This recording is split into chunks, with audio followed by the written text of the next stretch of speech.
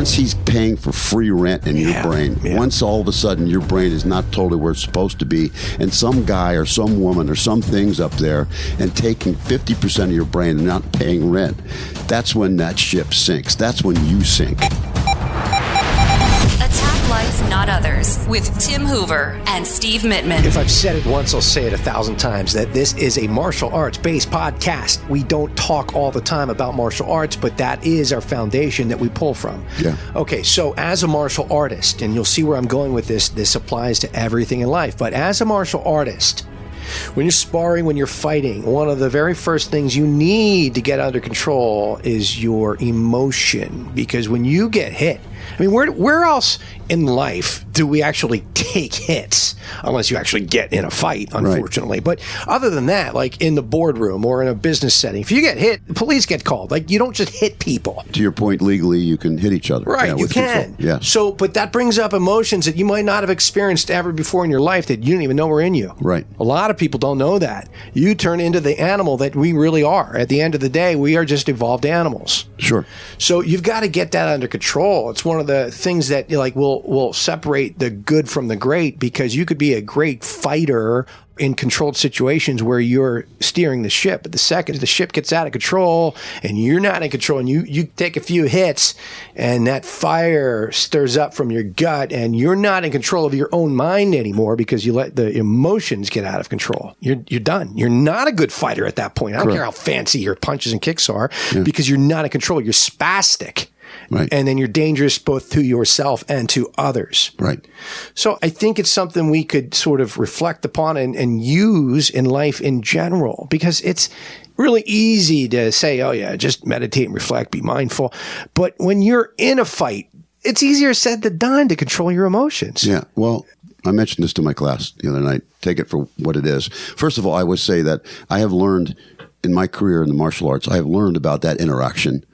That has affected me more than most things in controlling my emotions, because you get hit and it can easily escalate. And it has, where, it's tit for tat. Now, all of a sudden you raise it up and then the next guy raises it up. And the next day, whether you're on the ground or stand up, it can get ugly quick. So any good instructor or any good coach will always watch that to make sure that does not get out of hand. And if they see it getting out of hand, they'll stop it, they'll separate them, and they'll put them with different students and so on. So it's something that is, like you mentioned, it's one of the few places you can go where you can actually hit people, and it's legal to a point. Here's a great quote that I heard the other day, and this is actually written by, and it's not exactly it, but it's actually written by Eugene Peterson, and he's quoting a spiritual text. But he said that any great ship can survive in the water for a long time, and the water can crash against the hull, and the waves can be great, but it's the water that gets inside that ship that will sink it. That made an impact on me immediately, because look, I can deal with a lot of stuff, and we're walking around with that outside skin. Yep. And we're facing people, and we're facing things, and we're facing distractions and interruptions and all kinds of personalities and characters. But it's the minute that water gets inside your head. A good friend of mine says, once he's paying for free rent in your brain, once all of a sudden your brain is not totally where it's supposed to be, and some guy or some woman or some things up there and taking 50% of your brain and not paying rent, that's when that ship sinks. That's when you sink. And so, when you get tapped, when you get hit, you might get tapped out or whatever, all of a sudden you got some person or whatever that's in your face and is just bringing it up. Just stand back and say, okay, it's good. Well, that's enough. And then you'll learn from that. And it will happen. But that's what prepares you for the street. I cannot tell you how many encounters I had in the agency, in the detective agency, dealing straight with people face to face and not going off. Huge. Huge, it is. Again, as martial artists, we always say, and we'll be talking about this in future episodes too, but you can lose a fight, but you're actually winning because you don't get into it, like you just said. You don't entertain it. You don't engage. You don't engage in what could happen because you know it's not going to be good no matter what. Right. And don't be that ship that's going to be sunk by water getting inside that ship.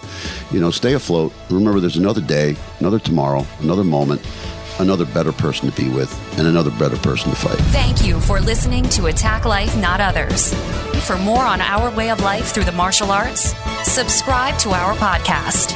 AttackLifeNotOthers.com. This has been a Mittman Media creation. MittmanMedia.com.